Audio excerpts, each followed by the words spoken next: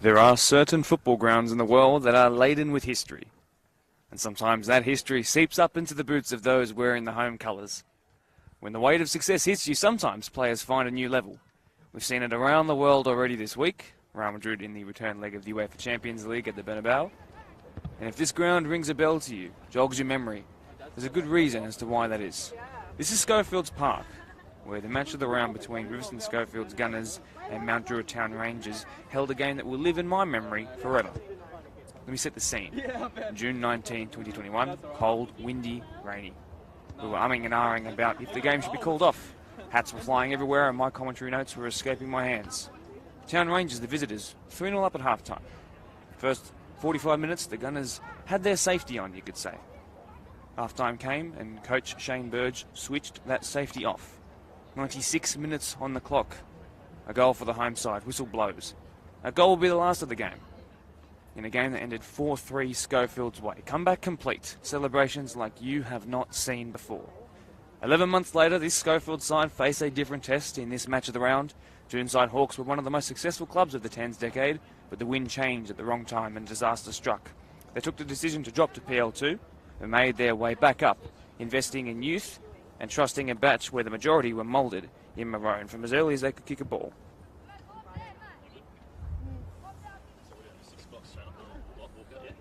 Sure. There you go, fantastic. Words from the referee there coming through, as you heard. Just about to kick off. I'll continue. They took the decision to drop to PL2, dear to Doonside Hawks, but they made their way back up, investing in youth and trusting a batch where the majority were moulded in maroon from as early as they could kick a ball. The Hawks look virtually the same on paper as last year, and will for the next half-decade, I predict. That's their plan, as per my conversations with coach Glenn Zwerb, a surname that the club must hold in high regard for sure. For Rivo's Shane Burge, plenty of changes in the off-season, with only 2 league games under their belt, a 5-1 loss and a 4-all draw to Quakers, Juniors and Parkley respectively. It's hard to tell just yet how effective the summer signings will prove to be. What I can promise our viewers, though, firstly, is that the BDSFA wishes all mothers a happiest of Mother's Day weekends, in line with the GDSFA and the Phoenix League. We are back at Blacktown Football Park tomorrow. There's a bit of a footballing festival there, if you like, from 8:30am to 9:30pm. Millions of games, 2 of them at 5:30 and 7:30, will be live streamed. I'm more than excited to be covering those 2 live streams, but I'll say here, throughout the day, there will be people around, ample staff, taking photos, footage and more. I encourage you to pull them aside and ask for your photos. Be willing to get involved. It's going to be a great event. What I can promise? What else can I promise? Well, you may ask. I can promise today that we will have goals. Based on both teams' 2 most recent games, defences are leaky. Rivo have conceded 9 in the last 180 minutes, Doonside 6. Hawks, though, have played 4 games. Twice that of Rivo, 1 win, 1 draw, 2 losses. Whereas the home side have a draw and a loss. Both teams are desperate to return to winning ways. Rivo for the first time in 2022. Doonside for the first time since their last match of the round appearance against bottom of the table Bologna. My name is Mark DePoli. This is the Deploy Premier League 1, the pristine local men's competition on offer in Blacktown. Thank you so much for having me here. I cannot wait for this game to start, and an equally big thank you to the person next to me, Spot On's cameraman Brendan Reid. And the reason you have the clearest of images on your screen and why that scoreboard is as beautiful as it is. It's early in the season, yes, but these 2 teams both can't afford to go another day without 3 points on the board. Let's look at the 22 starting players who have all one single collective goal in their mind. As the players walk out, of course, we'll start with the home side. Riverstone Schofields, their first time in the match of the round for 2022. Anthony Bolton in goal. The 20-year-old played half of the reserve grade game before going off and making sure he was well for this one. From left to right, Eric Scarcella. Oscar Sultana had to drop out, and their usual 6 has dropped in to centre-back. That's Deng Emmanuel, who's 21 himself, but wears the 6 jersey. Chris Hating.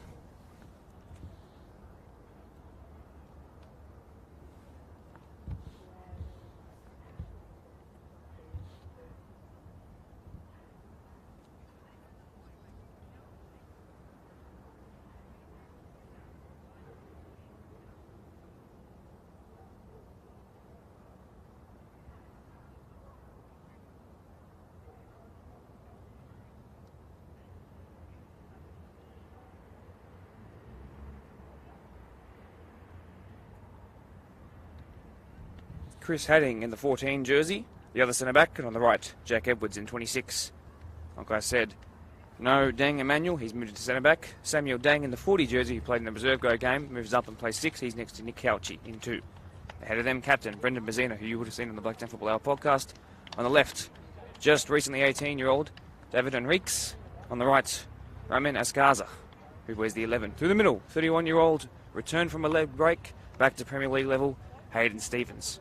Got 1 goal this year. He'll be looking to make that 2, 3 and 4, I'm sure. The away side, you've already seen them once this year. Let's see how different that starting lineup is. In goal, Jameson Himwood, who stands at 6'3". Will be looking to make up for their last results last week. Back 4 seems familiar. Liam Howarth, who played an exceptional game against Bologna in that match of the round. Captain Jaden Zwerb as the left centre-back. To the right of him, Ronan Bahoney. And at right back, Jake Taylor. Very youthful back line that is. No one older than 24. The 2 sixes, both of Italian descent. Kyle Dominici, who didn't feature in that first one. Next to him, though, Daniel Alessi. Plenty of experience in matches of the round. And plenty of game time this year. On the right, Blake March, goal of the week winner, of course. Very recently, 24-year-old will be hoping to add to that account. On the left, recent change, very late change. Jack Hawkes out. Jay Gilliland in, 23-year-old, coming in to make his second match of the round appearance. The 2 strikers in a 4-4-2. Jordan O'Keefe, who of course got 2, a brace in that last game that you watched. And number 29, Ibrahim Bangura, 32-year-old, second year at the club. Formerly at Tigers, 2 reserve grade goals, but he'll be hoping to find his first in the Premier League. We're about to kick off here at Schofields Park. Prestigious clubs, rich history, great football is what I'm hoping for today. Just moments away now, and away we go. Nick Couchy, first player to receive off of the kickoff. That's Riverstone with their first touches in the match of the round this year on that far side. Lighting may be a problem when it comes to the 2 goal mouths. In the middle, absolutely no problem at all. Doonside in that maroon jersey, as they are so well known for. Riverstone looking to feed through their 31-year-old striker. Couldn't find him this time, so we're able to captain contribution there. His first of the night. Bit of ping pong here, no one really wanted to keep it. It's a really nice switch of play by Ascarza. Enriques looking to find his feet early on. Taylor's just pushed that out, so he's taking enough time to recover. There will be a Scoey, a river ball, whoever you want to associate that nickname to. Scarcella there. Person I used to play with back at Killyville Colts back in, or way back I guess you might call it. Good to see how he goes today, good friend of mine. Couchy here. Plenty of experience in Hills competition, as did Eric. 2 mates, first year at the club this is. Centre-back partnership, probably not as experienced as what they were hoping for in a big game like this, but they'll have to come together and form that chemistry really, really quickly. Snuffed out by Blake March. It's a fantastic ball. That should probably be called offside, though. If you were keen to the ear, you might have noticed I didn't say the name of Ethan Eichen, who was probably the man of the match in that win over Bologna. He has external commitments in the form of an engagement party to go to. He had a good role to play in the reserve grade match before this, which ended 4-0 in favour of those in Maroon. Smashed at home, unfortunately, were the reserves for Rivo. Big side tackle in there, but Vice doesn't get the ball. Howarth then recovers really nicely. The referee will not call anything despite the big noise that came from that tackle. They might just go a little bit too far out, but not far enough for Howarth to miss it. Instead, he takes that throw back in his favour, but they've lost it in the middle of the park. Mazzina, captain, see what kind of contribution he has today. Forgive me, it wasn't. That was Chris Hatting, actually. 27-year-old, one of the older players in the 2 combined squads, actually, and only 27. Might listen back and not like me saying that, but it's true. Ricochet there, Blake March intercepting. Wouldn't be starting on the right, as you can tell he's probably on that left. Zwerb is going to go back to his keeper, Hinwood. He's been put under pressure by Stevens. He goes short. Stevens intercepts. But no way was he going to be able to get that under control and fire off a shot. Instead, it's a moment of a bit of heart and mouth for Hinwood in goal. Goal kick it is. Just 3 minutes in. Good action so far, though. Great to have you back for deploy PL1 action. Long by Hinwood across his body to the left. Couchy got there first a little awkwardly. Will then get there ahead of Alessi, but that pass is wayward. how it goes on these exceptionally marked fields, by the way. No chance of missing where those 18-yard marks are and those touchline marks are. Poor bit of play there. Alessi and Jake Taylor can't quite combine to keep the ball in play, and they've lost it in a dangerous-ish position. Scarcella there to Enriques, back to Scarcella. He's got his mate Couchy square, roll away from him. Goes one way, fakes the other. That's then found Deng Emmanuel. They know him as Manny. 21-year-old didn't know he was playing centre-back until I went up and said, hey, I'm the commentator. How old are you? Before asking a bit more information, said, hey, you're playing centre-back, by the way. Couchy there, combining with Enriques. He's done really well, has David. Bazina here, who spoke really well in the podcast. That's been given away poorly. It looks like Jay Gilliland is on the right. Indeed he is. So, Blake March not on the right, there's Jay. On the left, you'll find the goal of the week winner himself, Ronan Brahoni. First time I've seen him on the ball. That's Ibrahim Bangura's first touch that I can remember. Should be left to the keeper. It is. Great call there by Anthony Bolton. Showing plenty of experience even as a 20-year-old keeper there. Loses out there. It's Jordan O'Keefe who dropped back to do a bit of dirty work, but unfortunately he was too dirty and he gave away the free.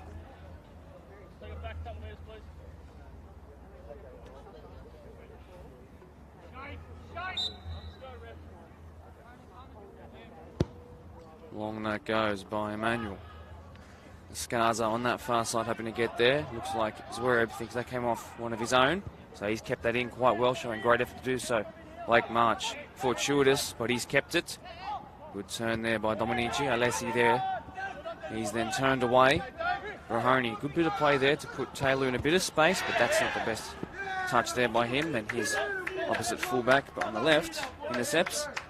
He looks to play quickly. O'Keefe, who's a great back-to-goal striker, but has plenty of pace to run in behind too. Could call that a bit of a complete forward there. Howarth,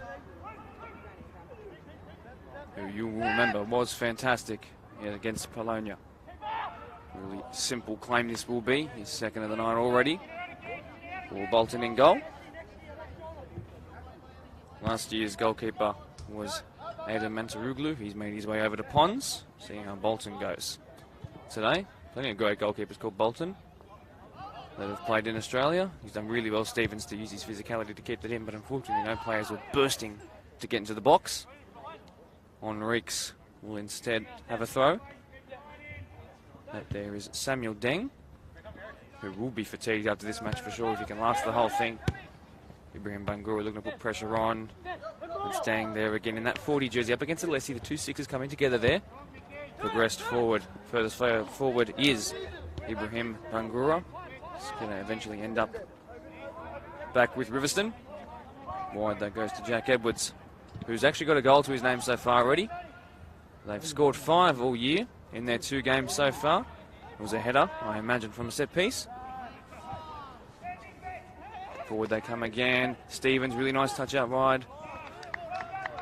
Scarza couldn't quite keep that in, even though his name is spelled with an I in the end. He told me to make a bit of an sound at the end, so I have. Great to chat to pre-game. 33-year-old. They know him as Ray. I know him as a very experienced and good quality player. We'll see what kind of involvement he can have today. On that far side of the pitch, though, in the first half, it'll be difficult to spot. Long throw-in attempted. Bit of a scuffle, can't quite tell who's in possession. It looks like Riverstone have still got it. Could have been a long shot attempted there. Scarcella on the ball, who is right-footed as a left-back. He's given that away. He is more conventionally a winger, but we'll see how that fullback role goes. He is a tireless runner. And I'm sure he won't mind me saying that, but that's from my unbiased perspective. He always was. That's given away in a poor area. Blake March has got quality on both feet. Uses the left to put it in. Gilliland off the bench and almost into the starting line and almost up to the score sheet. Blake March on the weaker foot puts in the dangerous area and it's cleared emphatically. And they survive, but Deng Emmanuel had to just be safe with it. Didn't know that he had a bit of space to probably work out of that danger area. Instead, they concede a corner. I'll apologise in advance if the corner happens on the opposite side of the pitch to this. Down on your near side, right-hand side. Probably will be blocked off by a gigantic pole, but it is what it is. In swinging corner will be coming in. One player there to block if it goes flat. There's two players on the edge of the box. One in the form of Brahoni right at the back stick. And now it's Swerab even. It's gone to him. He tried the spectacular volley, but it never got to him in the first place. Poor touch there. And it means Rivo will get the ball back. Jake Taylor has struggled with his touch in the early parts of this game, but we're only 8.5 minutes in, so plenty of time for him to amend that. Alessi and Couchy coming together there, and then he finds Rex, his own player, who makes a great tackle. And they have a little smile there. It's actually going to be a Rivo ball, though. Scott Chandler, who's taken his 5th already. Looks to find Stevens, who's probably got the greatest height in this side. Zwerab certainly won't be the one marking him from set pieces. It'll probably be Rahoney. Deng does really well. Brave in there. Probably no foul going to be called here. Just a coming together. Rivo back in possession in their fantastic red and white colours. That's not the best pass out, though. And forward they come now. And this spells real danger for those at home today, of course. And they have a succession of home matches, I think 4, if you consider what's coming after this. They've come away with it, though, through Bazina, who featured last year and was instrumental in that comeback and just leading by example, proving that you can just do anything if you put your mind to it. He was good in that game. Long ball attempted, probably too much on it. It'll just roll straight through the keeper, who's got plenty of time to just take a touch. Let his team reset themselves.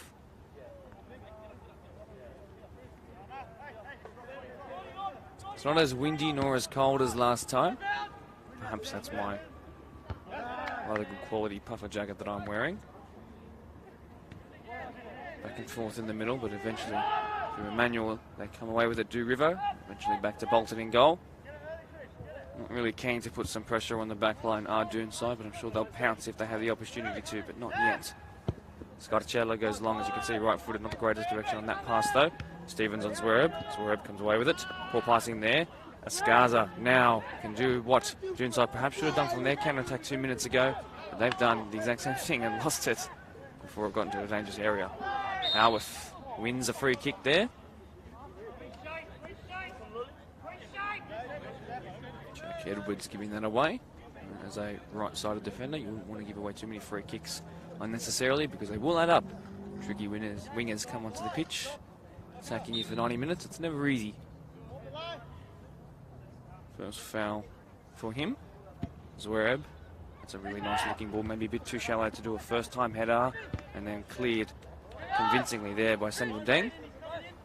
Ronan Brahoni. Now his turn to put it in. That's way too shallow for sure. Emmanuel is first to that ball and clears. Stevens is there, who falls in passing that ball, and Alessi will get back in possession. Come outside of the touches there before just simply going back to his captain. Spent 15 years at the club, and now about a third of that in reserve and Premier League level. That's a really nice penetrating pass there. Taylor looking to come forward, cuts back onto his left. Probably not confident on that side, looks to square it. Couldn't quite find that, and Bazina will come away with it. But they've lost it, and it's fallen really kindly to Doonside, who have to just be sharp. Long shot attempted, looks well wide, is going to go wide. Probably weren't expecting to get the ball back, especially Ibi Bangura there.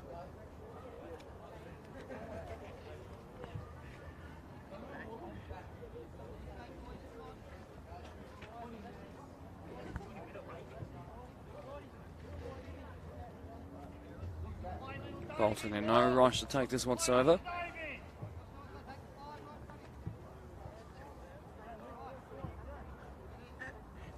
Take it he does though. Right on that halfway line, Jack Edwards, as I said, capable of scoring headers, rises highs for that one there. Alessi. Ronan Brahoni now. The players making runs in behind. That one's Gilliland. Scarcella can't get there first. It's cleared, but ricocheted. Come away with it. Chris Hatting. Square to Couchy. Good show of pace to come forward. Beats O'Keefe. Not the greatest direction on that pass. Howarth is keen to it. And intercepted well by Emmanuel. Jack Edwards, the classic hand on the hip pass. Didn't quite find his man, and Doonside have it again. Brahoni. Advance he does. Alessi just ahead of him. Hasn't really got too many options, to be honest. Has to go back. That one's from centre back to centre back, right to left. Drop in does Dominici. Swear wondering, where can I go? Brahoni finds it. Bangura ahead of him. Taylor ahead of him. Fullback's trying to push high and create some options, but they're just a bit stuck in this sort of third of the pitch here. But they're not willing to sort of press on the keeper just yet. He's forced to go long though. Scarcella wins that. Bangura miscontrolled. Deng is there, who was aggressive in getting to the ball first, unless he comes away with it somehow. O'Keefe back to goal, looks to turn and go. Doesn't, but because he was fouled. Inside ball. Back it goes to Zwerb. Play a bit of possession-based football here. Clipped in and then ricocheted. We'll just go to the keeper under no pressure at all. Just realised it is, what, 6:30 at night. Daylight saving no longer an issue in terms of the sun coming and affecting us, but Anthony Bolton in goal is not taking any chances. He's wearing a hat, and I respect that. Good turn there by Bangura. Alessi there. Outside flank runner was Jake Taylor, the fullback. Didn't trust in giving him the ball, maybe trust himself in getting it in. Offside will be called here first of the day, as that header went way over the bar. Good power behind it, though. I have to respect that.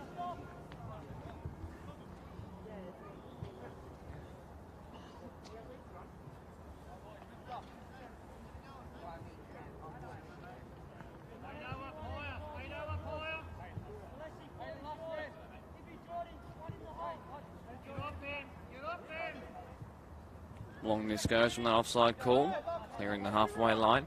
As Scarza rising, Stevens showing great burst of pace there. Zwerb had to be strong.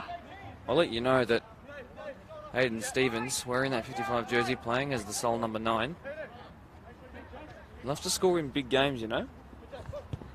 But he's also come back from a tibia and fibia snap in half. Sorry if you're squeamish and had to imagine that for a moment, but the fact he's still showing good pace like that is quite impressive. So we'll see how good his fitness is. He's had plenty of years to recover though, so I imagine he'll be fine. He's adjusted the play style accordingly. Enrique's come away with it. The footed pass is not the greatest. Howarth is brave. Stevens is stronger though. Couchy dribbling and then winning the free kick. We've seen plenty of free kicks cause trouble for goalkeepers and centre-backs from this sort of distance when it's whipped in just on or just ahead of the penalty spot. Let's see what they're capable of doing here. It's Enrique's on the ball, just 18 years old, was struggling with registering for voting. And that's a telltale sign of how young he is. In that goes that left foot towards the back stick, and Edwards was there. As I said, he's always scored a goal from the head before this year. Not to be this time though. Goal kick taken very quickly. Blake March looking to use pace and beat his opposition. Probably not one of his stronger points. Physicality certainly is, but he's given away a free kick there, showing too much of it. Perhaps not happy with his miscontrol of the ball just a second prior. It's Deng Emmanuel. Looks to switch play. It's probably gone a bit too high. Taylor will get there first. Foot race here between Scarcella and Gilliland. He leaves it out for a throw in there. Again, Brahoni up against Stevens. What a battle that will be throughout the rest of the 90. Provided both last the full 90, of course. Scarcella again. His throw-ins are causing a little bit of problems for those in maroon, who then clear to Dominici. Doesn't find O'Keefe for Bangura. Instead, it's back now with the captain, Riverstone. Fellow Australian with Maltese parents, or grandparents, as mine are as well. So, instantly connection there. That's why we got along so well on that podcast. Spoke really well, considering his team had so many changes in the off-season. Couchy there, coming up against 2 6s of Doonside. Now come on the near side to Jake Taylor, who's calling for options, but Riverstone Schofields are quite well shaped up to stop the immediate short pass forward. And it's causing Doonside a little bit of problems with progressing. Very interesting. These fullbacks, they need to be hit a little more. Instead, that's gone long onto a fullback. In fact, it's been completely misdirected and probably a lack of communication there. But they're just not hitting their stride offensively, Doonside, just yet. Adding. For the pass forward to Samuel Deng. He then squares to Bazina. Couchy wide. Skaza even wider. It's Jack Edwards, though, getting on the end of that. Jack Edwards might get there first. Great show of pace there. Howarth has done well, though. Done really well. Two fullbacks there on the same side of the pitch. One right back, one left back. One more roaring one, and one who was happy to stay back and do his defensive duties there. He did very well, like March. And that's eventually cleared. Howarth, O'Keefe and Emmanuel there. Emmanuel comes away with it. Zeno looks over his shoulder, turns, and now he plays Scarcella there. And Reeks there in the square position. He finds him. Stevens back to goal. Mahoney, there's that battle I talked about. 1-6 and another here. Dominici comes away with it fastest. Ibrahim Bangura looking to use that back to goal technique of his. He's got a great frame forward. That's a really great ball. O'Keefe is a lethal finisher. He's cut the wrong way though. He then exits the other way, and then the first time shot after that touch resulted in just a goal kick. He's helped to his feet though, but I think he might look back on that if he does watch this game again and just wonder why he didn't hit it. Why did he cut back into the danger? Makes no sense.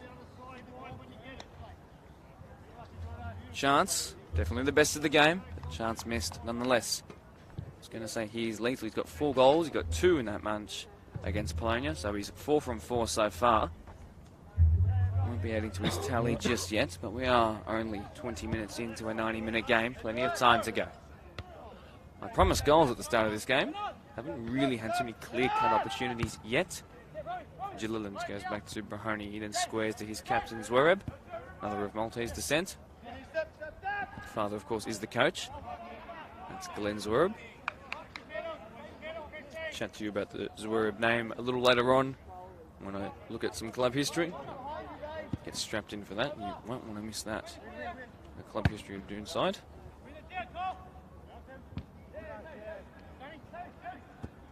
Nice ball over the top, testing the pace there of the 2 centre-backs. Stevens! Oh! Top netting there. That's a wicked shot from a ridiculous angle, and somehow he had those 2 centre-backs worrying. Now, for someone who is 31 and that tall, you do wonder how on earth he was able to turn so quickly. Nothing against any 31-year-olds out there, but it's just a bit rare, especially after a double fibula and tibia leg break. In saying that, one tall striker to another. This time it's squared, and now Bangura blocked by Emmanuel Bangura again. He then goes square to Gilliland. Probably been pushed a bit too wide there. He then goes down under the tackle. He then gets back up. He's then crossed it, and it's an easy claim in the end for Bolton. But now perhaps the game opening up a little, which we definitely like to see. That's gone long. Gets lost in the lines a little bit. Zwereb is unsure of where that ball is. He's trusting his keeper, Hinwood, who does very, very well, knowing that players are running in to kill him, basically. Howarth, knowing that the right back is out of position. They've had to drop back and try and fill his spot. Edwards, as he's up there, attempting to close down that keeper. Blake March, that's a wicked-looking pass towards the backstick. Taylor rising really high. Calls for a penalty, perhaps. Calls for a first-time shot. In the end, it's been cleared. Howarth there, miscontrol. He then has to slide in, and he almost, if that had gone a little bit, maybe 6 inches to the left, that was a leg breaker. Hopefully everyone is okay and play continues on. Stevens against Mahoney here. Poor touch though. Aiden Stevens, he is someone to watch.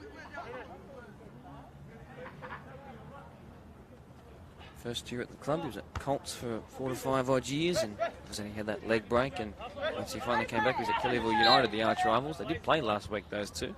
Colts winning 5-1, by the way.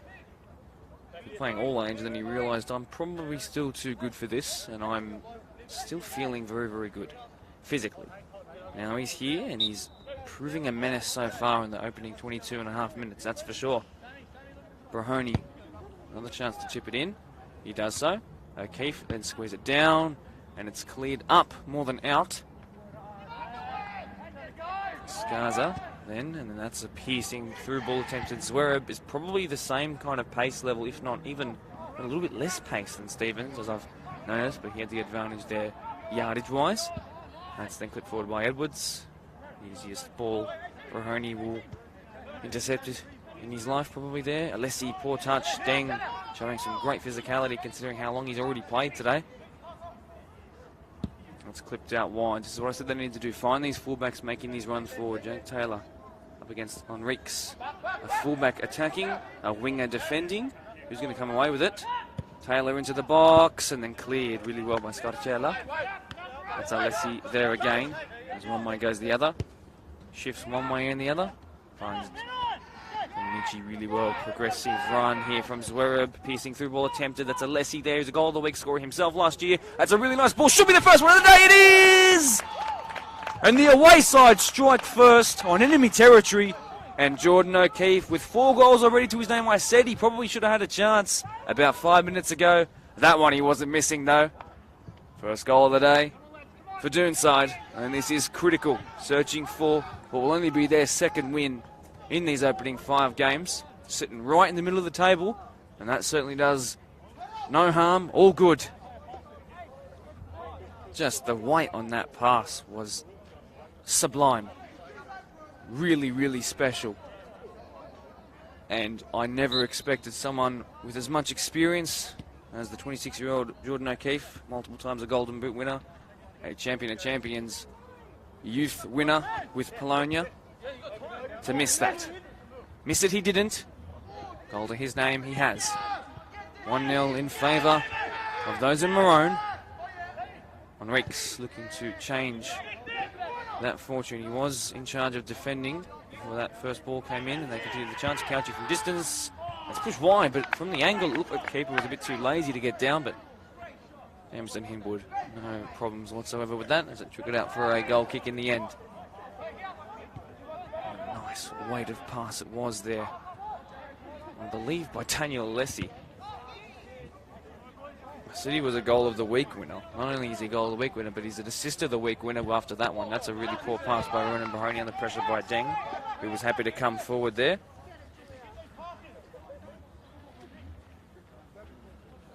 Don't forget, of course, I will be reading your live chats at halftime and having a look, and I'll check them throughout the game. And please do feel free to leave them YouTube or Facebook, wherever you're on. Either way, thank you for tuning in on your Saturday night. Blake March, forward he comes. He's crossing the halfway line now. What's his passing range like? Positive, not the execution required.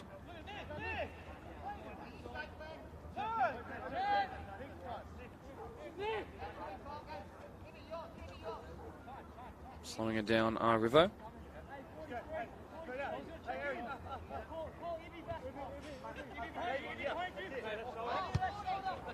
It's a really nice pass. It's split about 3 plays there. Enriques goes backwards though. Perhaps kills momentum temporarily, but Couchy's trying to command that. Great turn there by Edwards, the right fullback. He then goes inside, but only finds Mahoney. Deng was up quite high. Bazina does even better to win that back. Bazina with options ahead of him, but really probably might just take a shot here to ease his own nerves, but he doesn't, and he's lost the ball in the end. Way up the line that's gone. In fact, that's going to stay in. Could cause a couple of problems, perhaps. Going to go back to his keeper under a little bit of pressure. He clears easily. It was Daniel Alessi with the outside of that right foot. A bit of a stab to find his number 9. Well, no, he's not number 9. He's 9, I should say. This time, Jake Taylor central coming forward. Taylor blocked there by that man, Chris Hating. Or Hatting, I should say.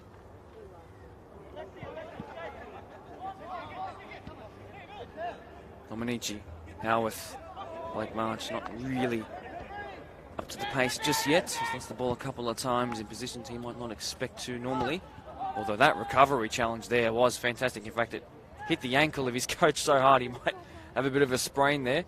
Zwerb, though, who is the slightly younger of the two Zwerbs, has made his defensive contribution there. Couchy now, switch of play out wide on Reeks. Now he comes towards goal. He's found Deng. And Hayden Stevens looks to cut back, tackled by Alessi, who's been fantastic. Scarcella looks toward the back stick. What a cross! And then cleared with precision, actually. Blake March now, that's a much finer looking ball, but really well intercepted by the experienced centre back there, Chris Hatting. Progress past the halfway line, Couchy here. Options either side of him. looks to go at himself. He's lost it in the end, not the right choice. Alessi, forward he comes, and backward he goes to maintain possession.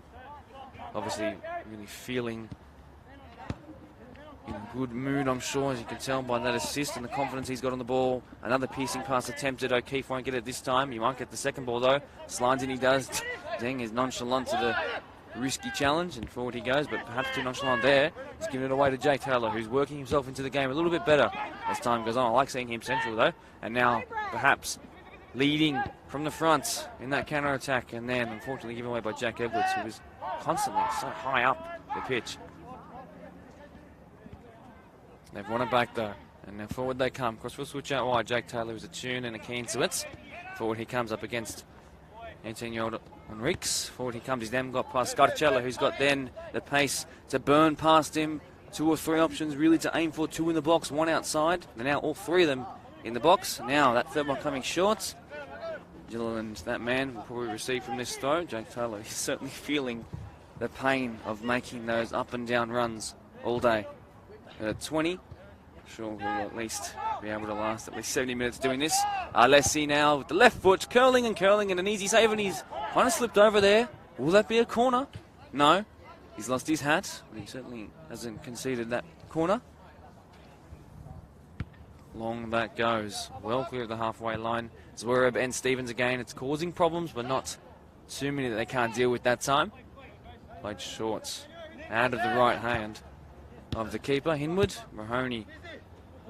Now, plenty of work for Jordan O'Keefe to do here. 13 on 14. It's the one in Maroon that's come out on top. Nice looking ball fizzed in, and Emmanuel, I should say, has to put it out. Put it out he does. A bit of frustration as he clears that ball towards the corner. A couple of players are looking a bit fatigued, and that's what happens when we have a couple of cancellations in a row, of which obviously I'm not going to apologise for. We can't control the rain. But also, don't forget, Wednesday night games have been a thing now, and they will be until we catch up. And 3 or 4 weeks go by already.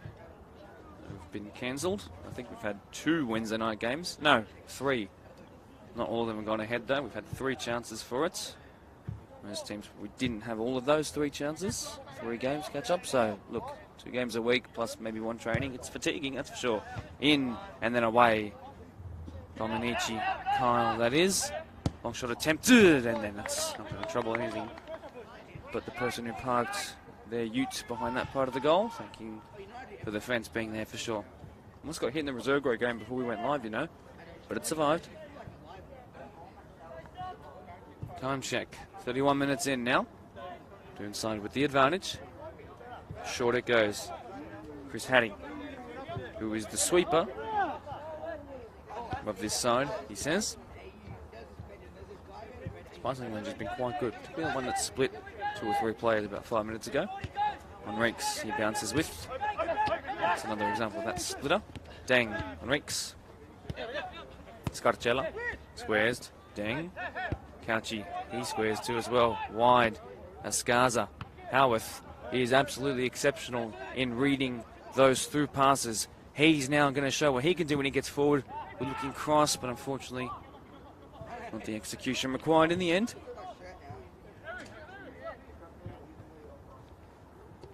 Eric Scarcella. David Enriques. Bit of poor communication there, but they'll come away with it. Deng accepted by Kyle Dominici. Scarcella again on the throw-in. Hasn't really got many options unless he just bursts it forward. Enriques, player on his back, play to his side now. He's come away with it though. And central he goes. Couchy. No one really forward here for Ascaza to pass to. He's done very well to find that man. Jack Edwards on the far side. Whose throw-in will this be? AR says one thing, Senna says the other. It's going to be with the AR's decision.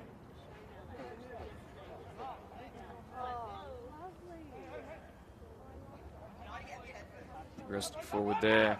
That's a really nice pass. And Bazina now into the box. No real options to Angel unless he goes deep to the back stick. What will this be called as? Actually, players still in. Now into the box and then away by Gilliland, who's doing his defensive duties. That's a really poor pass now by Howarth, and that means they'll be back under pressure quickly. And they could set a free kick as well. Big appeals by the home side there.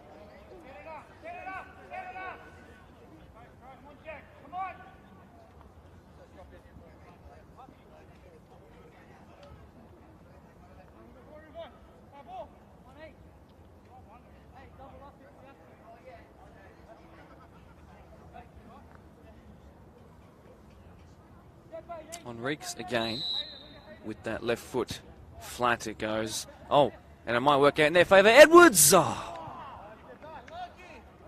Too near. Too much power behind it, but is certainly proving dangerous down that right flank. In fact, he might even be considered the right winger now, to be honest with you. Howarth, he's absolutely cleaned up there. Free kick only. A big tackle there.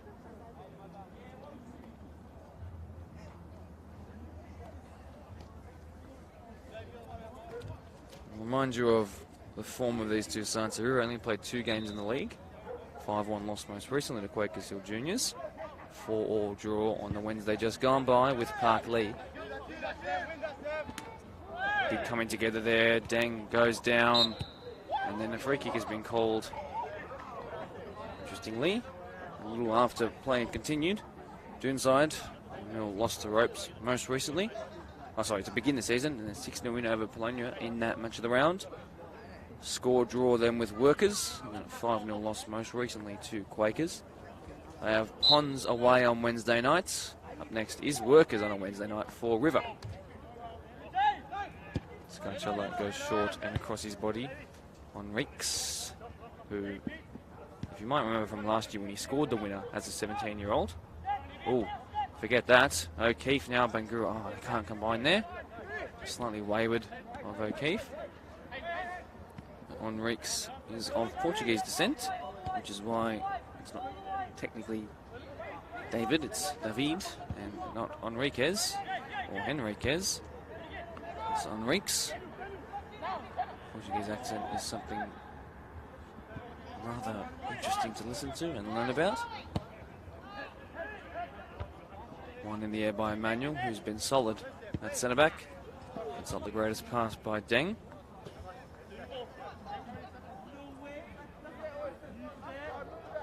Spent a year in the 20s, and reserve growth sort of fluctuating between the two. Did David Enriques. 2021, he sort of became a more consistent figure in the first grade side, and he's sort of just remained there since. Couchy now looks to come forward. He then just cross it towards the back stick. An offside flag has been raised. I think play might continue if they maintain possession. It's not going to be picked up though. He does look back to his ref. Look back to his AR, I should say, but not going to be given no offside, which means I have to defend, even though they probably could have had a free kick there. Scarcella, short. Deng goes one way then the other, keeps it. No real options to go to. Instead, he tries to find a Scarza, who's done well. Jack Edwards. What will that be? I think that will be a corner indeed. Yes, tell by Zurab's effort to try and keep that in. Certainly one of the hardest workers. Never say die kind of attitude. He bleeds the colours of Doonside, does Jaden Zwerb. Also involved in some coaching with the under-20 side. He's just everywhere when it comes to this club. He also runs their social media page, Doonside Hawks Premier League, on social media, or on Instagram I should say. We've lost the ball. Instead, that second replacement deploy has come into action. On 36 minutes, or 37 minutes I should say, as it ticks on by right now. Enriques will take this in-swinging corner. A short option is coming in. Also dragging O'Keefe. He then goes away, which leaves O'Keefe in a less advanced position than before. Quite smart. Uprising is everyone from the header. Brahoni there couldn't quite get there first. And then Hayden Stevens trying to steer it towards goal. He ended up doing just that. And Himwood in the end had an easy save to do. March. How good is that ball? That's exceptional. Gilliland, big slight tackle in there by Couchy. We'll feel that one tomorrow. Bazina short to his left. Scarcella goes back to his captain. Options to switch, probably a bit risky though. Instead they go the easier switch of playing it to the fullback. Zwerb has cleared that into next week. That's going to need another replacement ball there.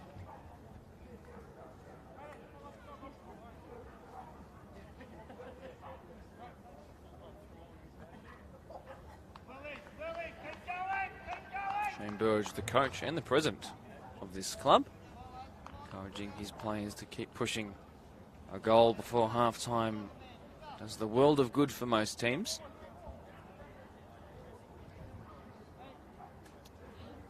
Do you know that if you score in that period between 40 and 45. When you're only 1 goal behind and you do score during that time, you're actually 60% more likely to get points from the game. I'm actually kidding, that's a completely made up stat, but it sounds like it makes sense, doesn't it?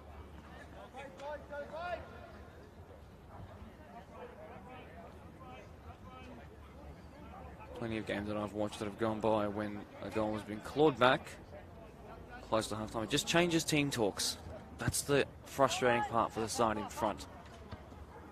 When you shift team talks and what you thought could have been an easy, just carry on, boys. It's never that. It's carry on, but be more wayward, and maybe we'll make a change to stop that from happening again. Couchy. Wide he goes. Jake Taylor intercepts. It'll fall back to him.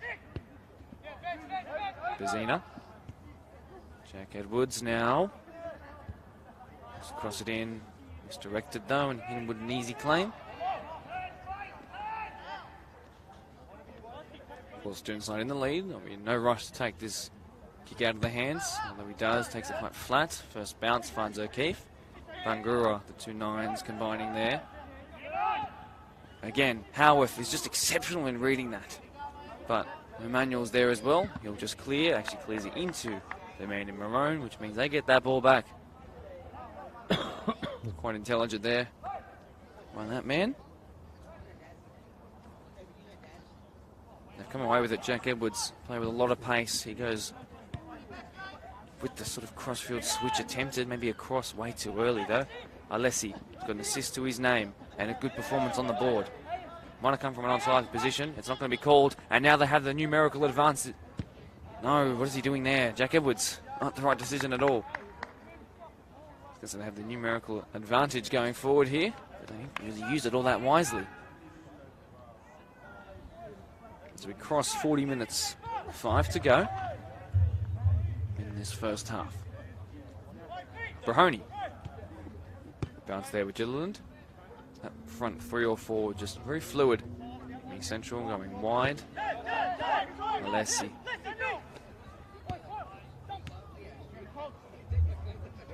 Nice bit of triangle into play here by the away side. Looking to play possession on enemy territory. That pass was misdirected. Something I'm saying quite a lot.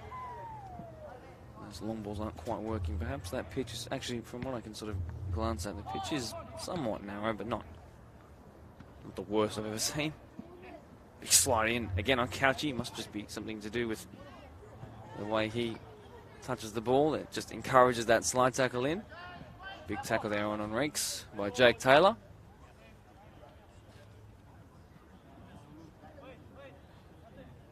Is there an opportunity for Rivo to get one back and equal before half-time? They had a couple of chances, I remind. No real big saves forced from Hinwood.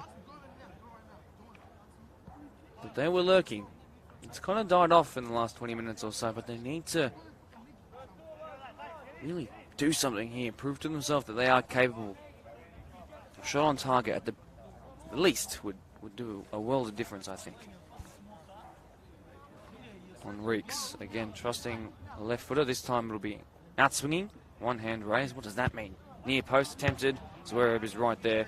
Makes immaculate connection with the ball. Scarcella's just controlled that with what I thought was his face instead of his hand. And Bangura comes away after Zverev played that really quickly. Hugely intelligent play. Zverev comes forward. He is adept at playing in all positions on the pitch. He's got it back now through no fortune of his own. He's then played it more central. Gilliland lines up the long shots, and then he didn't get it out of his feet fast enough. Hayden Stevens then goes wide. Jack Edwards now. How's your pace? Well, no one's going to catch that. Hinwood, easy. Plays short, slightly to his left. Howarth. Rahoney. He's encouraged to strive forward. Nice pass there. Alessi up against Couchy. He comes away with it. Really nice pass. Jake Taylor up against the keeper. Jake Taylor has the easiest tap in of all time. He's done that! Doubles the lead. Late on in the first half. And you know, the team that are so good at coming back from multiple goal deficits, unfortunately not showing too much here. And you'd have to say 2 times where they just couldn't clear the ball, and a miscommunication between centre-backs and goalkeeper has resulted in the same thing. A goal conceded. Really nicely taken by the right-back, who I said was struggling the first 5 to 10 minutes or so. But his touch there to get through the keeper, it almost seemed, was fantastic. And his celebrations are not one of someone who's just come from right back up the pitch in a lung-busting run to score a goal. But perhaps he hasn't got the energy to do that and just wants to get into the sheds. But congratulations to you, Jake, 20-year-old, who last played at Hawkesbury. Wears number 2 jersey. He's had a great exponential sort of performance in this first half, and he caps it with a goal as well. That all came, I think, from the pressure from that quick free kick taken by Zwerb. Yeah, it was a minute or so later. Just giving themselves the confidence to go forward. And going 2-0 up just before half-time is just as damaging as going and conceding a goal. Or on half-time. I know that makes... Oh, shocking clearance, but O'Keefe probably wasn't ready for it, and he miscontrolled it. Scarcella on Reeks, Scarcella again. Samuel Deng. Handball probably there, but not really intentional. Square that goes, and then the recovery run by Dominici, 24-year-old, is fantastic. As he moves into his physical prime, as many of these Doonside players are. Given away in the middle, but they'll come away with it, because Alessi is quicker to the ball. And Doonside are just playing their way into a really comfortable position here, I think. I'm not going to say that their job is getting close to being over. There's still plenty of time for things to change. However, they are looking by far the better of the two sides.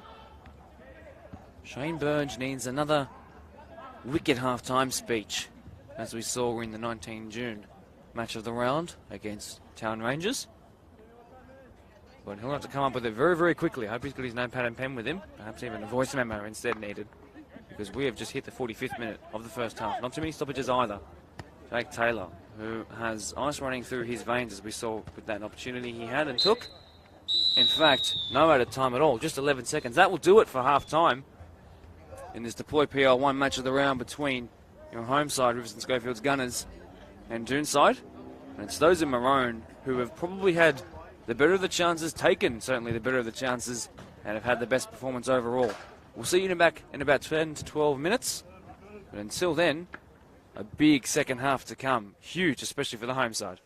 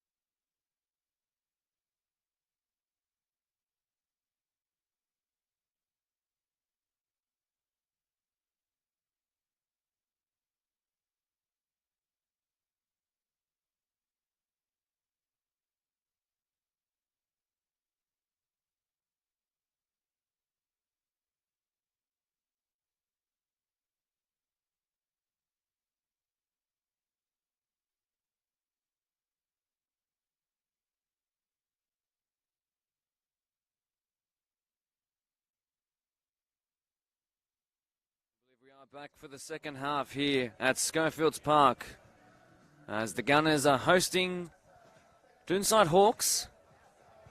Riverstone, established in 1974 by a group of local parents who saw the need for a local club. Bunch of Arsenal fans, of course, from North London in England. Well, actually, technically from not North London, actually from Woolwich Arsenal. In the end, as Arsenal fans came together, created this great club, hence the colours and the nickname the Gunners.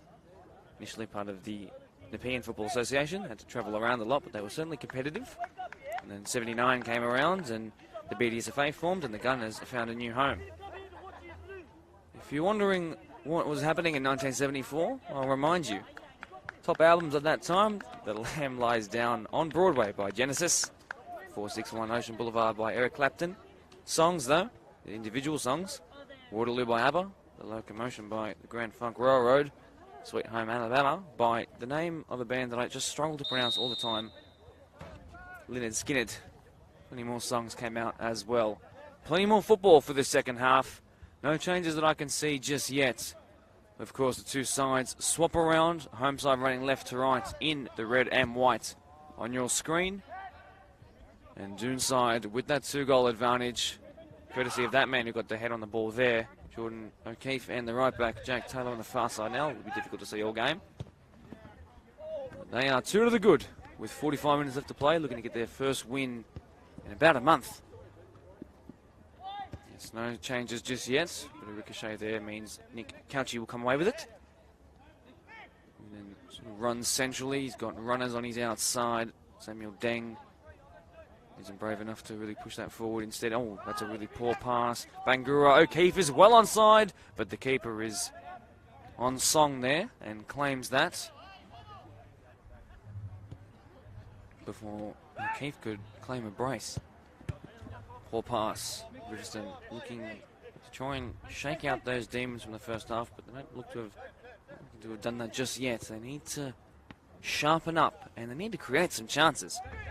Here's a man that could do something like that. He's gone wide to Scarcella, who then goes infield to find his captain. And Mazzina has lost it, but it's come out to Scarcella again, and then that man there, that man who probably could have had a goal or two and was looking threatening, Hayden Stevens, will be looking to drive his team by hook or by crook back into contention for 3 points here. He's whipped it in. Is Werrib away. Blake March, whose touch is fantastic. That one fortuitous though.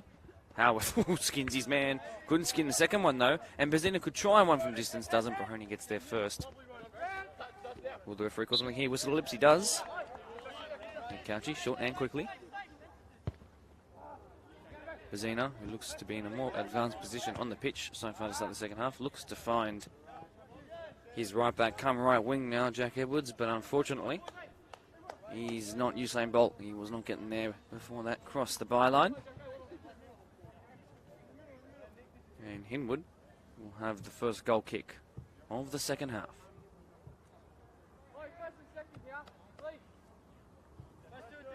His third year at the club, Jameson Hinwood. Brahoni gets the loose ball. Enrique scans one, then the other way. Turns, loses that ball. And now forward comes O'Keefe. Couchy does really well though. Work there in the middle of the park, but Couchy comes away with it again. I think we've said quite a lot today. Finds his left back there. Rest forward by Chris Hading, who's got family from Holland watching along today. Spoke to his father who came up to me at half-time, and lovely set of people they seem like. Hello to you guys.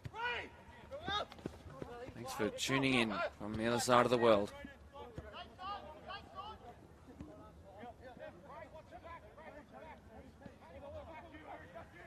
Scarcella there and O'Keefe. It's the former who comes out on top, but it's meant that he's considered a throw-in though.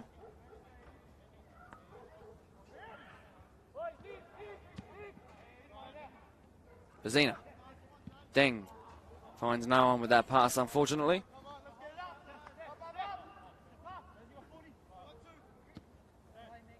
First 4 minutes of the second half.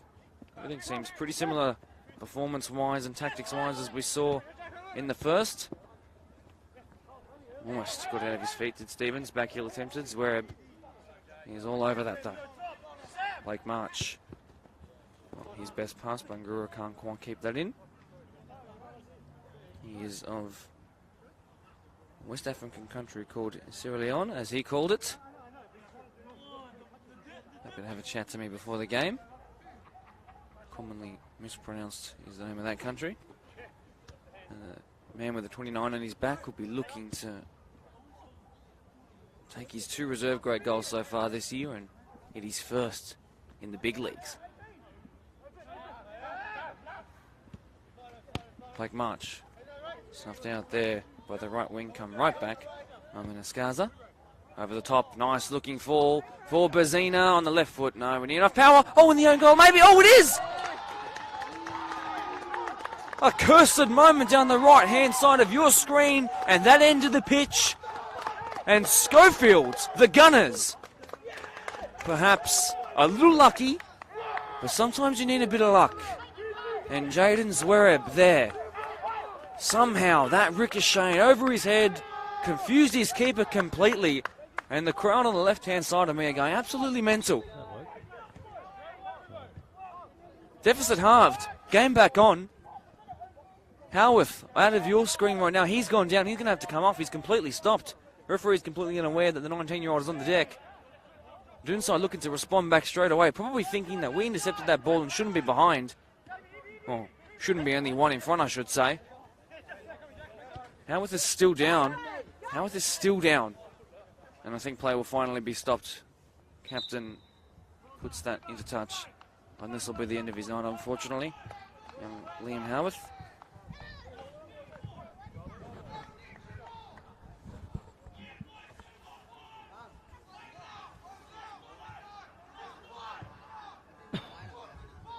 Looks like it will be the end of his night, I think. Things gone wrong there, and it wouldn't have been on your screen. But the response from a lot of these Riverstone Schofields fans are probably going to be, I wouldn't say intimidating, but it's certainly enough to put you off. Visiting a side, of course. Home ground advantage, do what you like. See, I was checking on him. It looked like the outside of the left foot. Well, not foot, I'd say leg. Physio seems to suggest some kind of strapping. It looks like he's unmoved, though.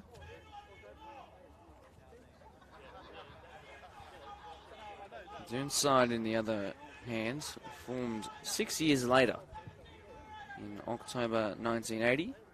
Again, if you're looking for albums that were around that time, Dirty Mind by Prince, Peter Gabriel by Peter Gabriel, Scary Monsters and Super Creeps by David Bowie, some individual songs, Call Me by Blondie, another one, Bites the Dust by Queen, and Xanadu by Olivia Newton-John. I also looked up movies for 1980. It's kind of my favourite era for movies. The Shining and Friday the 13th, and, well, of course, Xanadu. In terms of the football, it was the Euros of the year 1980. Held in my beloved Italy, won by West Germany, who beat Belgium in the final. 1980 was also the year that Nottingham Forest defended their European Cup of 79. Mick, I hope you're watching along. I'm sure you'll appreciate that shout out. Forgot to mention back in Riverstone Schofields' established year, that's 1974, there was a World Cup in West Germany again, and they also won the tournament. So 74 and 80 being great times for the now unified West Germany. They also beat a Netherlands in the final. We just mentioned Holland just before. Or Chris Hadding. Touchy subject, I'm sure. And 50 years on. We beat the Netherlands at the final at Munich's Olympiastadion. First time ever Australia had ever been to a World Cup as well. Players finally resumed somehow. Howarth has made it back to his feet. Doesn't look too ginger just yet. He's got a big test in the form of Jack Edwards in this second half. In a rejuvenated Riverstone Schofield side. Zwereb. This time, the keeper is able to claim. I wonder how on earth. Oh, hang on, that's a great out-of-the-hands kick. Keeper comes out, ricochet between 1 or 2, and then Gilliland has to be quick. He's not, and they've lost it. And that was a huge chance to just tap it into the back of the net. And it didn't happen this time. That's going to go back to the keeper. He touches it away from where he received it. And he's happy to slow things right down, no press. But for some reason, that ball's been kicked into touch. What's going on here? Yeah, I think Liam Howarth is going to trudge his way off. There you go. So he was just letting his substitute warm up. I'll alert you to who the sub is as soon as I know. I imagine it will be number 23, Josh Atkins. That's my wild guess. I heard someone say, let's go, Jack, so I can imagine it's probably him. Josh Atkins, welcome to the match of the round.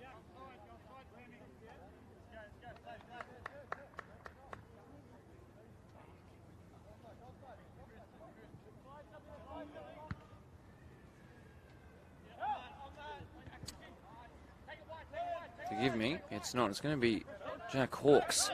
We got a goal in 20s early on today, way earlier on today. But not Josh Atkins, as that shot's taken from distance. Alessi, it's ricocheted in favour here for O'Keefe. Poor clearance there, and now Bangura turns away from goal and turns back towards it. Blake March has hit the world's greatest slice. We've got a player down. It's the 33-year-old Roman Escaza, and he's not happy. And he's writhing around in pain, the number 11. Calls from the Doonside fans that he's wasting time. Of course, they would know that the score is 2-1 in favour to their side. Which would, of course, render any time wasting ridiculous, if that were to be the case.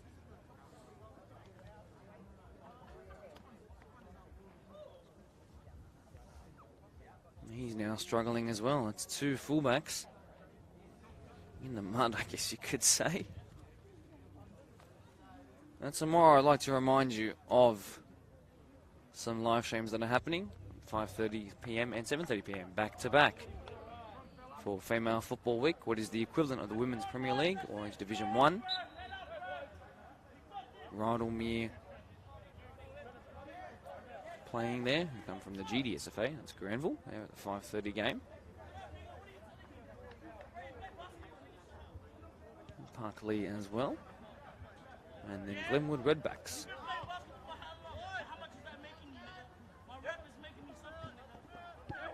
It's Quakers.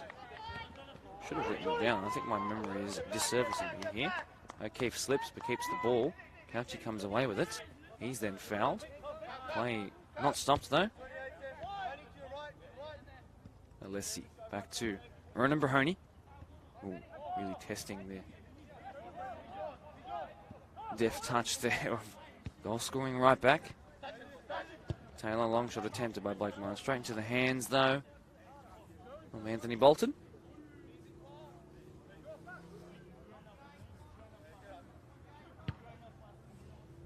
Long that goes. It's been a spot of bother for both sides, those long kicks out of the hand. Quick throw in, a long throw in to Edwards now back with it. He's probably offside there, poor touch.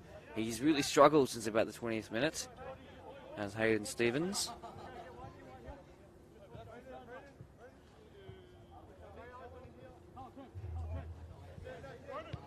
So Rydalmere versus Quakers, forgive me. And then Glenwood versus Parkley tomorrow. So 5:30, Rydalmere, who technically are at home at Blacktown Football Park, against Quakers.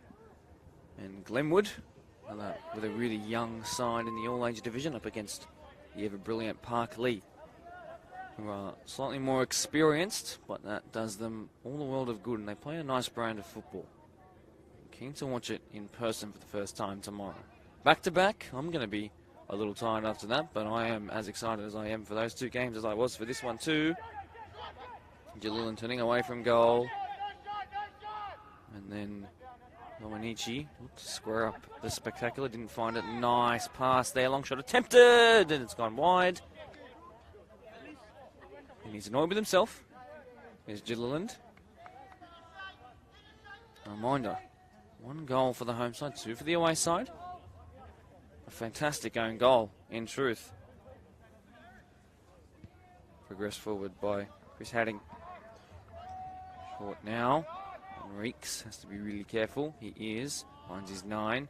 His touch is really starting to show a bit off. Not sure what's going on. He started in a fantastic positive way. Zwerb, score of a goal in his own nets. You won't mind me saying that. Good mate of mine.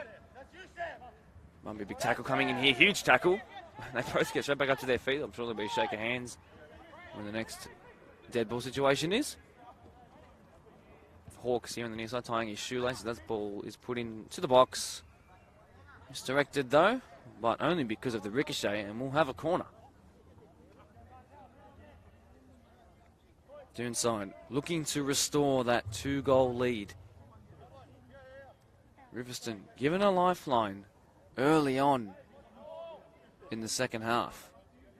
Out swinging corner could make all the difference here. Plenty of plays in the box. Everyone defending for the Gunners. In it comes towards the middle and back stick. Dora Bros cleared on the line. It was. A little bit of half-time, or not half-time I should say, between corner entertainment. I just stepped backwards slightly and I almost trampled a kid. If his parents happen to be watching along or just watch me, I'm very sorry. Hope he's all good. We're on a walkway today. We are. As this will be an in-swinging corner this time by Blake March, a goal of the week winner. Perhaps he's thinking about a Beckham here.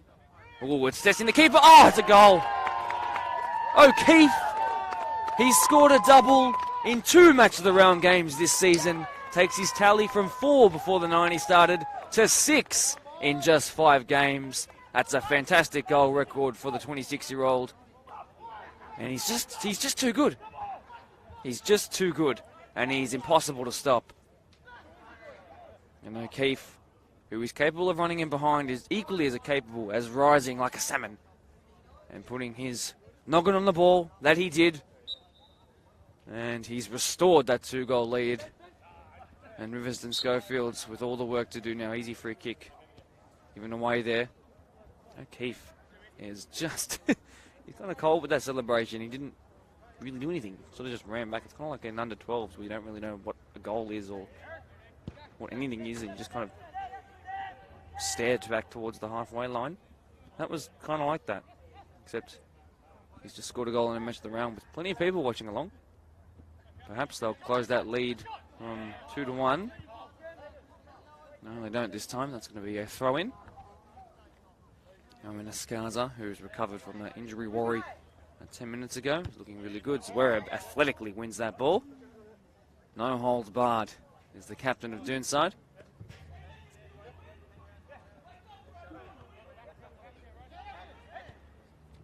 Into the box come Riverstone.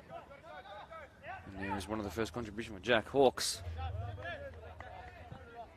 In probably his unfavoured left back position there. Zwerb fighting for that. He wins it. Oh! It looked like it was heading towards another weird own goal, but not to be this time. Perhaps one stroke of weird luck or misfortune, depending on what jersey colour you're wearing, is enough for just this 190. Dang Emmanuel. Goes highest there. Escaza there. Edwards, nice outside of the foot pass. It will find him again. He's slipped. And they fall hard when you're that tall, but he's got back up straight away. Chance here. Really significant chance here. Bazina's just run into the danger, though. And Dominici clears. He kind of ran into where the players were there.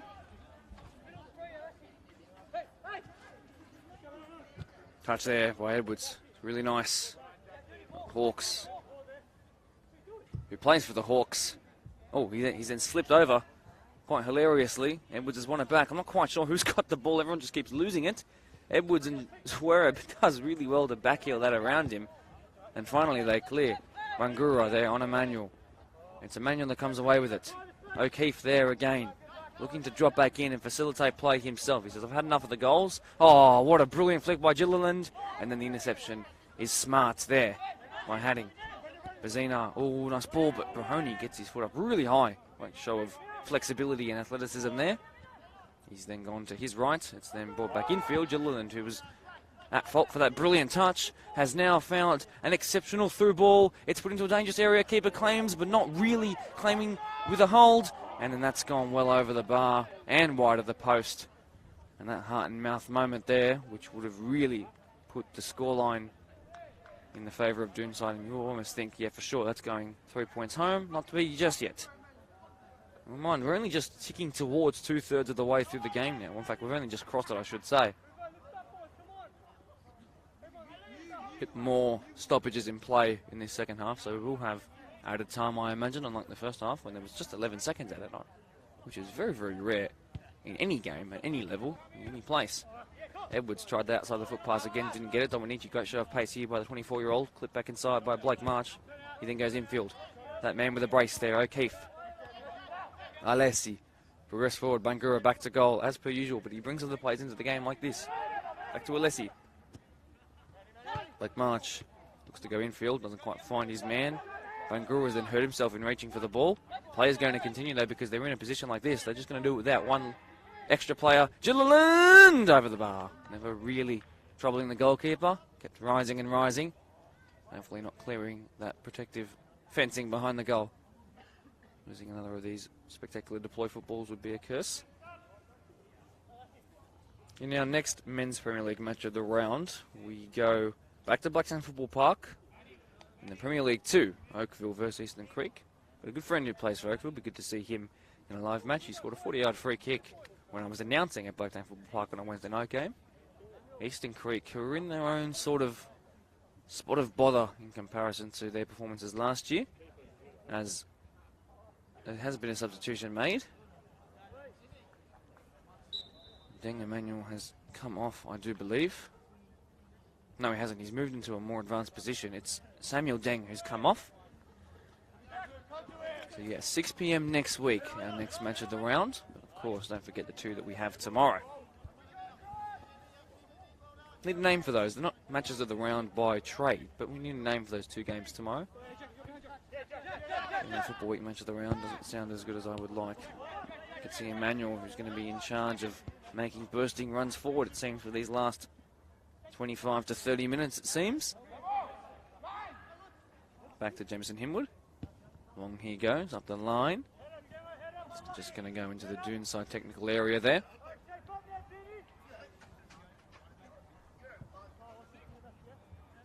Cauchi.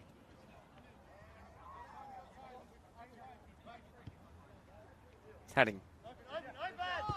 Looks like they're playing in more of a 3 at the moment.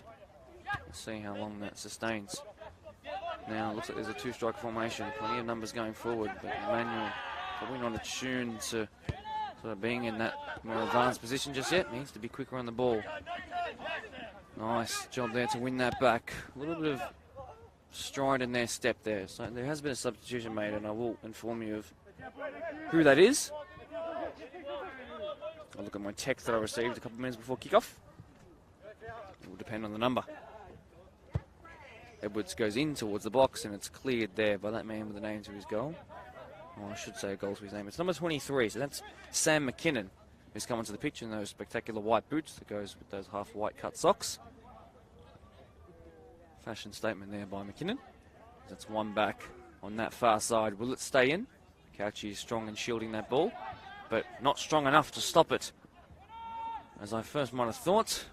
And then it's been lost out just outside the 18-yard box. Bangura looks to be struggling with his mobility. Well, I wonder what Emmanuel's position is. He's everywhere. It's clipped over the top, and the striker, who's really struggled to get into the game in this second half, is unfortunately not able to get to that one either.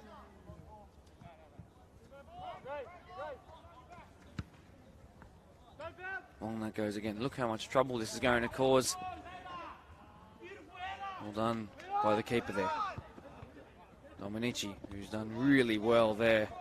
Blake March finds his 6, who's come forward into a nosebleed section. Beats one. Long shot attempted. What a tackle sliding in there to stop that shot from rocketing into a top corner, I imagine.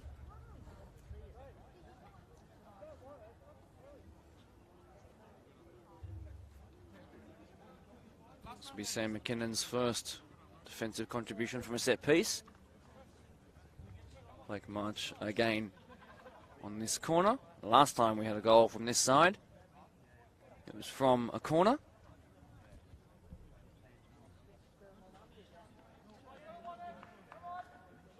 Blake March on it again. Who's been facilitating play all day. Near post this time and then cleared. Convincingly. Trying the 1-2 third man run sort of thing there, even though it was a bit of a second phase play. Emmanuel again coming forward. Got a great energy system there. If he can make these forward runs all day, it's cleared. But it's gone backwards. It'll be a corner in the end. It is. What can Riverstone Schofields do here? Now, they have players who are capable of scoring from set pieces. They got height. Dang Emmanuel, Jack Edwards.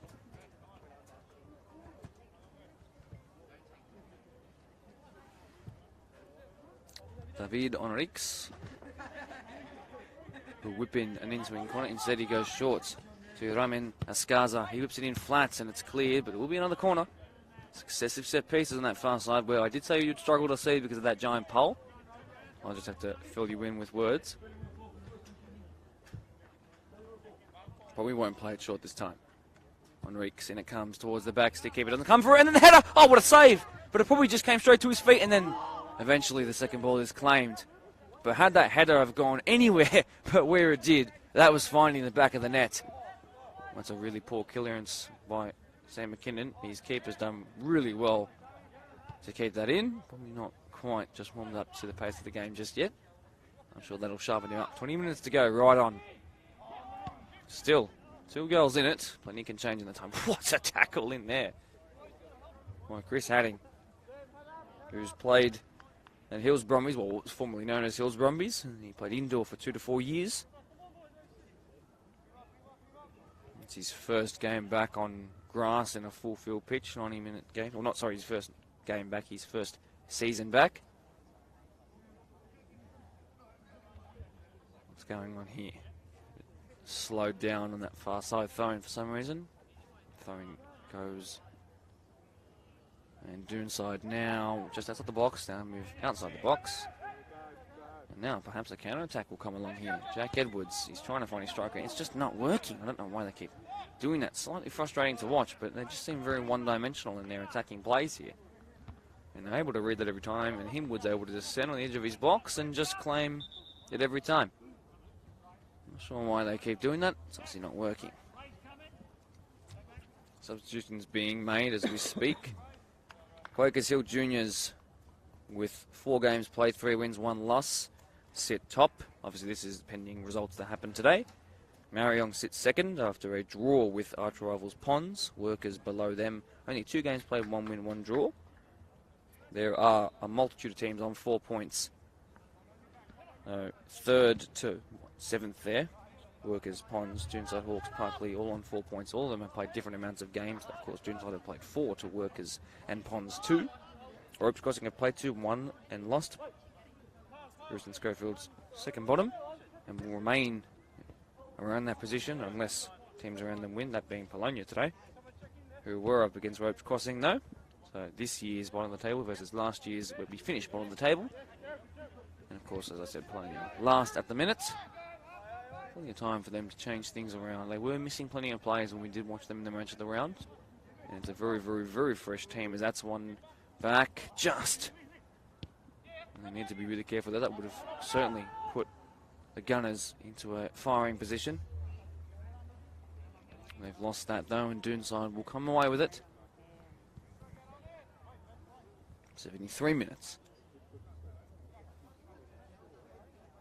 The original fans of 74 will know this club as Scoey's due to their old home ground situated between St Albans Road and Station Street.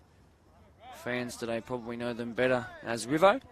I've called them both, and I've also called them by their long-lasting and ever-present nickname during that time, that being the Gunners. Inwood, short to his right. Long that goes by Brahoni. Touch there by Gilliland. He got something on it, but unfortunately couldn't keep it in. Throw taken quickly by Scarcella. I should say it's Scarcella, forgive me. McKinnon looks across the halfway line and push his team up the pitch. Couchie's offside, doesn't know it yet. Now he does. It's actually his brother who's come on, so there's 2 Couchies on the pitch. Got Seb and Nick. In that 21 jersey is Seb. He's played in the 20s and the reserve grade game. In the first grade game, a big ice path, and then perhaps changing between that and a warm shower is going to be needed to clear that lactic acid and general muscle soreness today. Edwards has come off worse for wear in that tackle. Bazina goes back to Edwards, who's just recovered instantly. Perhaps he's been forced to. Zwereb goes back to Himwood. Bit of triangle play there, and they're able to progress straight away out. Forward run being made by Alessi. Tried to find him, didn't. Scarcella, good touch. Deng Emmanuel was there. Deng Emmanuel was of South Sudanese descent. One of many who play in our BDSFA Premier League competition. Proud to host one of, if not the most multicultural competition at local level, perhaps in New South Wales. 10,000 members. Plenty of different places they've come from. Doonside in possession in the middle of the park. Alessi and Dominici have been resolute and brilliant in their screening roles today. They've come forward when they need to. This man here at left back in place of the brilliant Howarth.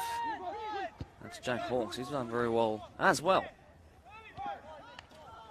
8 playing at left back looks rather strange, but it is what it is. Wide that goes. O'Keefe, who's in some sort of right back position at the moment. Offside flag has been raised. Long shot will be attempted, but it won't be before the whistle is blown and play is slowed down. I'll have a look at some of the live chats at the moment. Tooney with 4 goals tonight. How good, says one person. Yes, this is Prems, by the way. Field 1, I imagine, at Schofields Park. Check the Facebook one now as well. 38 people watching along. Hello to all of you. Let me know how the rest... Actually, you guys could let me know how the rest of the games went today. At PL1, but also PL2, yes. That'd be fantastic. Not too many comments are coming in unless somehow they've been disabled. Usually they are flowing on the Facebook page. Perhaps it's too cold for people to move their fingers. I understand that. When the winter time comes, and Seb Couchy couldn't get his touch right on the ball. It's gone all the way back to Himwood. Nice outside of the foot touch there. Again, goes to Brahoni. Rinse and repeat, and it works every time. Forward they come again. Alessi, whose touch had to be perfect there if he didn't want to lose the ball. Dominici has tested. Oh, that's a really bad tackle. He's got none of the ball, but Jaden Zwerb is okay.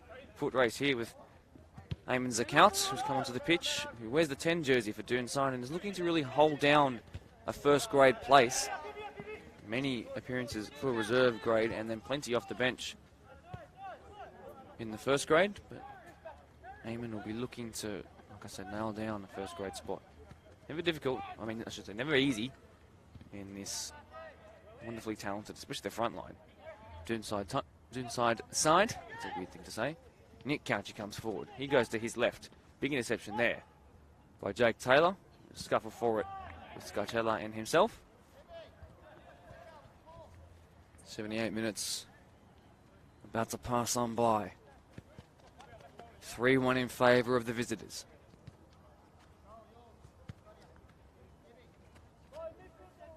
Short it goes. Chris Hadding. Thought about the long range switch, didn't do it. Scarcella's really testing his keeper's marbles there. He's done quite well. Sam McKinnon let that one run, and it means his side are requiring a quick defensive setup here. Eamon Zakout. He's fouled. No, according to the opinion of the referees, happy to just give the throw-in favour of those in Maroon. That's a really long throw-in by Eamon. Blake March and Dominici thought about it. Interception there made by Bazina. Zwerb from distance. Zwerb! Oh, pulled just wide. Got a goal from a kerfuffle of a set piece in the first match of the round they had against Polonia. was hoping this time for a goal of the week contender. Not to be. Bazino missed touch there. And Gura there. Offside is Eamon. Doesn't even chase the ball knowing that flag is raised. Had a look straight away. Can have a look at this Facebook chat and see if anyone's left a comment about the games from today. Nothing just yet. Hello to everyone watching along. I'll check the YouTube one, see if anything's different there. Nothing there. Thanks to the almost 100 people combined watching along and the close to 1,000 that have clicked on and off. Appreciate all the viewers watching along who are gaining insight into teams they're perhaps versing, particularly workers who will be looking to see how Rivo play, and of course Pons for how today's leaders play. It looks like if Polonia play every week in the match of the round, they'll go undefeated. Unfortunately, that's not the way it goes. I say Polonia, I meant to say Doonside.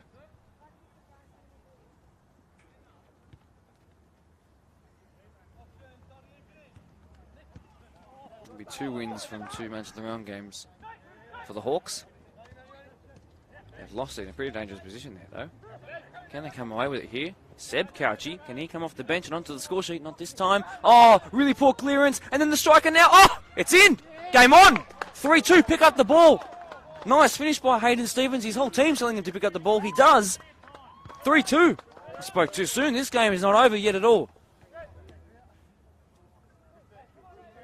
It's another weird defensive lapse in concentration. Yes, perhaps the first one, that own goal, was a bit strange and once in a lifetime that you'll see. But that was a shafted clearance, unfortunately. And 2 mistakes at the back. Intentional or not, well, obviously no mistake is ever intentional, but might they shoot themselves in the foot here? Momentum might shift. This could change everything. There certainly are unhappy faces, even from the distance I am, for those wearing maroon.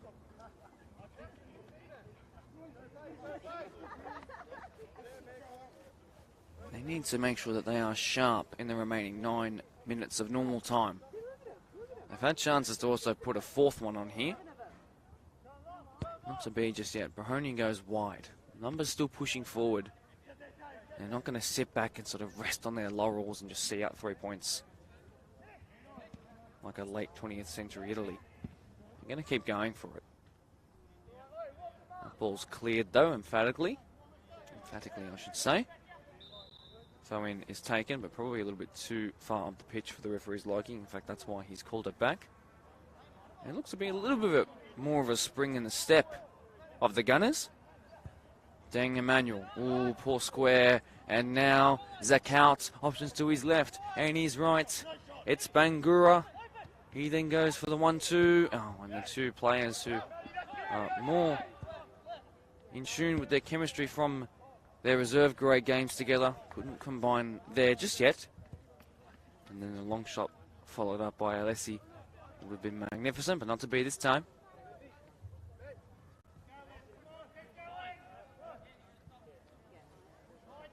If you didn't watch the Blacktown Football Hour podcast for this week, which was exactly on 1 hour and 47 seconds, I do believe, by the way. So shout out to myself for being a legend. Plenty of things related to Female Football Week in terms of, we had it obviously released one day before, which was the 5th. Female Football Week started on the 6th. Today's the 7th, tomorrow is the 8th. Of course, Mother's Day as well. Plenty of opportunities for mothers to come on down to Blacktown Football Park and have a couple of photos, play their game, watch their sons and daughters, or actually tomorrow will just be daughters play their game. We missed out last year, of course, due to first the rain and then the big cocoa. This time the celebration and the fun and the festivities had to be double in order to make up for last year, as again Doonside clear the ball into the nether realm.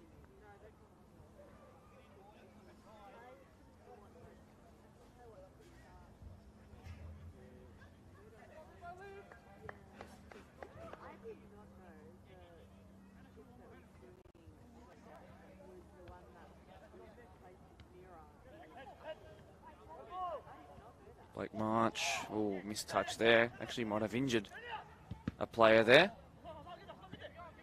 There was a substitute made. Bangura came off, not quite sure who came on.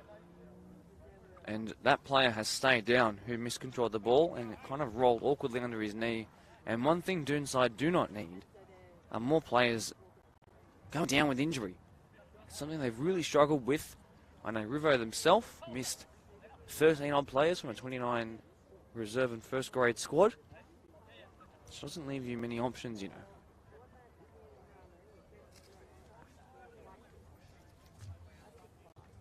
There will be certainly some added time after this. That's for sure, certainly more than the first half. Back in 1980 with current game leaders Doonside, there was a meeting at Doonside Community Centre. It was attended by a bunch of people. Brian Pickett, Steve Lindsay, Fred Samut, Margaret McCall, Brian Ross and John Zwerb. Recognise that surname? He was an advisor.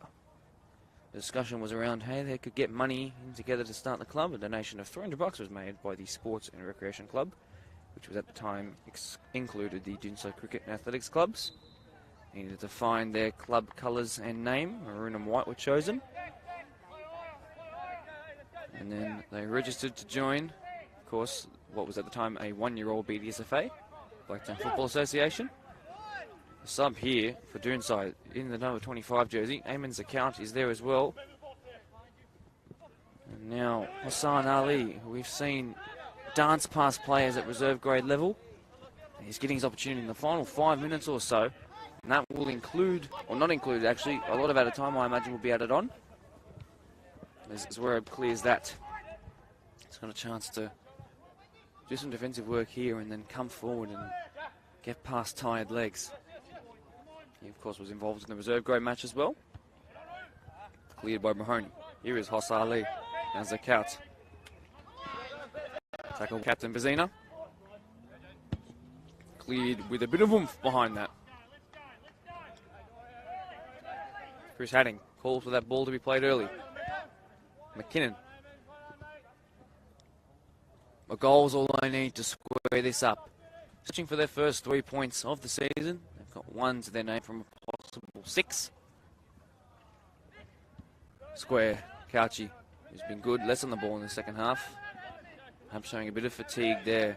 Here's Hassan Ali, chance to pass a player or two. Ooh, really nicely done there by Jack Hawkes, off the bench into left back. As it counts against McKinnon, 2 substitutes coming together there. Blake March, who's come central, where he was so effective against Polonia. Although he's just walking around the pitch, his contribution is nil when not on the ball at the moment. It's the nature of his start. Seb Couchy putting pressure on him, Wood there. Gilliland couldn't quite touch any to Blake March. Will though. And then on the far side now, it's then square to Zakout. Oh, his defenders slipped. Oh, and that pass was just wayward. Here's Hassan Ali. He will try it. First line pass. Oh, it's well wide. Pulled well wide. Probably should have taken a touch there. Apologises with that raise of the hand.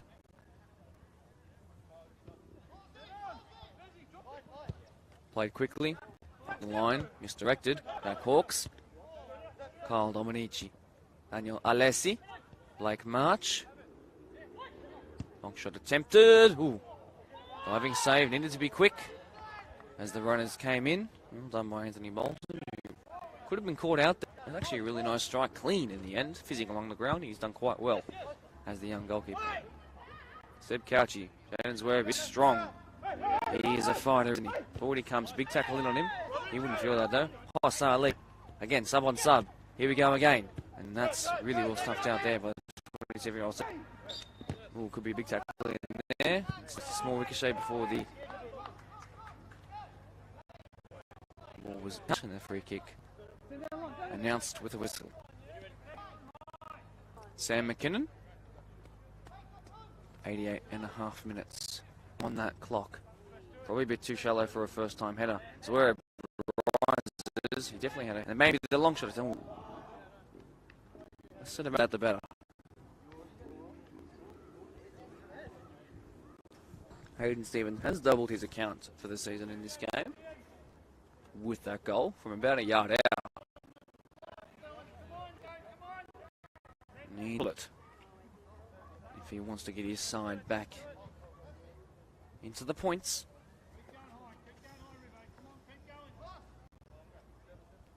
More 90 minutes, almost up.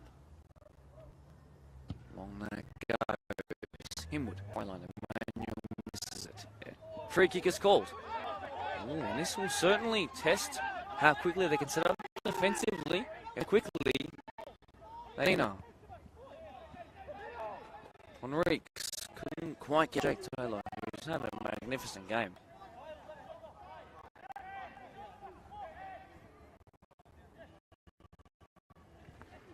Hayden Stevens. That far side, plenty of bodies crowding around the ball. Sam McKinnon. Jack Edwards wide. It finds the latter. First time squared ball. Jack Hawkes comes away with it. Hassan Ali. Nick Couchy trying to close him down. What's he going to do here? He's got an opportunity to thread through Blake March. What a nice looking ball, Blake March. The offside flag has been raised though. Nothing from here counts. It's then been closed down. Oh, on the head of the back post. It's a goal. An offside flag was raised, but it's counted. And that'll wrap up the points for Doonside. 4-2 as numbers were pressed forward. Arguments are happening with the referee at the moment, but that flag on that far side, perhaps it only came to my attention. No, Shane Burge noticed it too. But that will clear off the game. The points will be going back to Doonside's home ground. But to be honest, for everyone, including myself, a moment of confusion there. I thought play would be stopped. Take nothing away that from the header, I believe, from Gilliland in the end. And he's put this game out of reach for the home side. And now we will just see down time. Any ended on time, surely now will be drawing just minutes to a close. We'll see the end of this PL1 fixture. Clearance is not met first time. Second time though, yes. By McKinnon, he sort of struggled to adapt to the game off the bench. Looks to be struggling. He had a big role to play in the reserve grade game as well. Raymond Zakout. It's really well done by Blake March, who from set pieces and that moment there now has at least 2 assists to his name. Daniel Alessi is one of those to add as well. And now, perhaps, is there time for a comeback here? Jack Edwards, he goes first time again. I don't know why they just keep spraying over the top balls there. That one will be called offside, and that might just be their final chance of the game, because the follow-on shot after the whistle was blown has put that ball well wide. In fact, yes, it will. That's full time here at Schofields Park. And the home side, unfortunately, lose on home soil. 4-2 in favour of Doonside. 2 matches of the round features, 2 wins they've got from it. We will see you tomorrow for 2 games in our, what is the equivalent of Women's Premier League, All-Age Division 1, from 5:30 and 7:30, back-to-back games. Look forward to seeing you there. Happy Mother's Day weekend to all those watching along here as well. Thanks for being here in a time of celebration for you guys. My name is Mark DePauli. I thank you very, very much for joining us here. 6 goals to celebrate. Probably no match of the round contenders. A bit of confusion at the end, but certainly an entertaining game nonetheless. Who can say no to 6 goals? Thanks for joining us. Make sure you watch the post-match interviews and highlights on the Blacktown Football Hour podcast. I always put them at the start so you can see them straight away. We'll see you then.